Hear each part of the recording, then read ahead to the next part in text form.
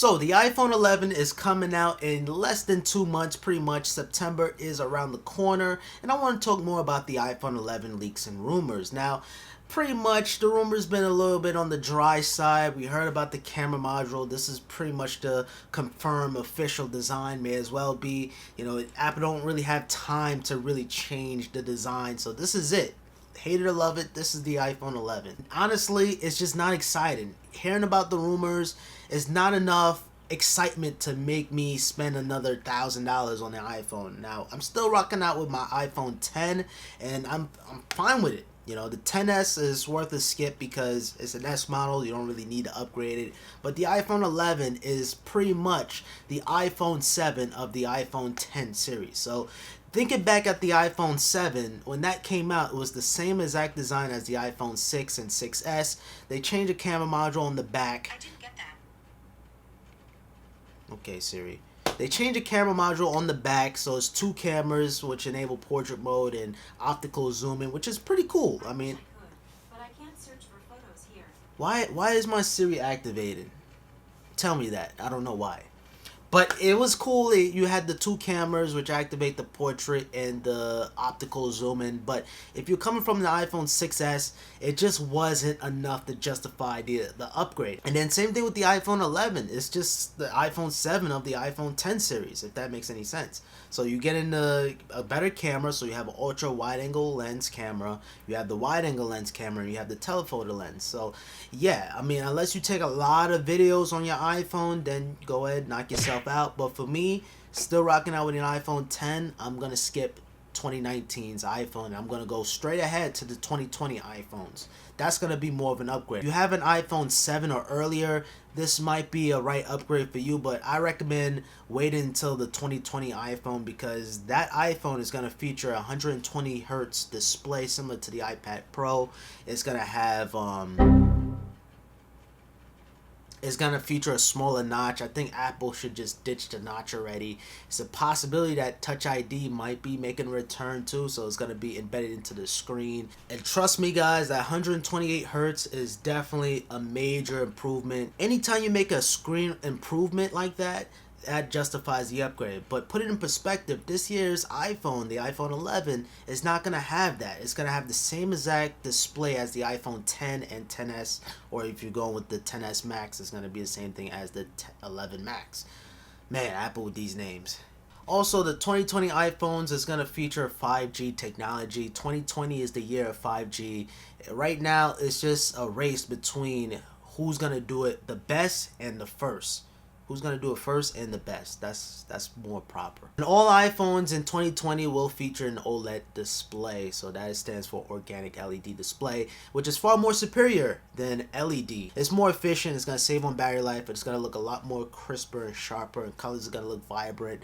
We're going to get a faster processor. Even this year's iPhone, we're going to get something faster than the iPhone 10s and the 10s Max and the 10R.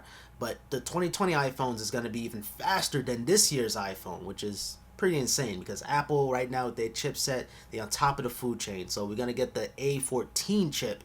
Who knows what they're going to name it. But this year, there's rumors pointing to the Omega chip, the A13 Omega chip, which sounds insane, like Omega. I like that name. Of course, you're gonna get better cameras on the 2020 iPhone. So yeah, 3 cameras now, and then it's gonna be much more improved on 2020. And you're gonna have better water resistance, possibly, maybe. And I think they should focus on that this year, but we're gonna have to wait 2020 just to see better water resistance, and maybe you could probably take deeper underwater shots. You do get water damage, Apple is not going to be responsible for that, so you're on your own with that. So, and yeah, that's pretty much it of the iPhone 2020.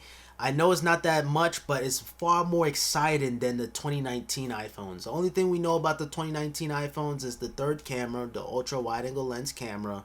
We're going to definitely see reverse wireless charging. This is how it works. So let's say this phone has reverse wireless charging. I could take another iPhone or another Qi-enabled device which supports wireless charging, put it right there on the back, and automatically charge this phone using this phone.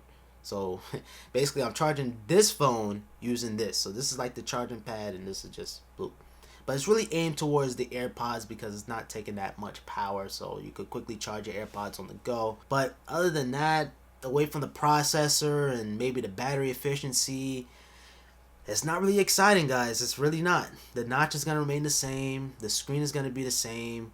If you're planning on buying AirPods 2 or new AirPods in general, hold your purchase because Apple will announce AirPods 3 during the presentation. So, yeah. So I'm just letting you guys know new AirPods are on the way this year. So most likely September, just in time for the holiday season. So, yeah, Apple is moving fast with the AirPods.